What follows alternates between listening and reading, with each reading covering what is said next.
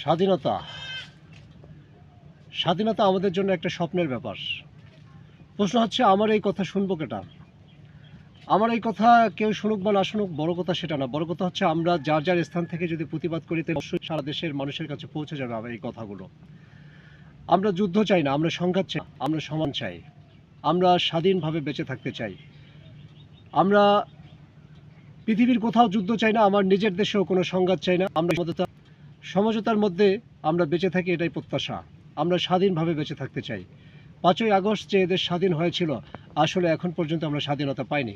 আমরা চাই এদেশে স্বাধীনতা ফিরে আসুক, এদেশে দলমত নির্বিশেষে সবাই সমঝোতার মধ্যে ফিরে আসুক, এটাই আমাদের প্রত্যাশা। আমরা নিরাপদ আশ্রয়ে বেঁচে থাকতে চাই, নিরাপদভাবে পথ চলতে চাই, এটাই আমাদের প্রত্যাশা। ধন্যবাদ সবাইকে।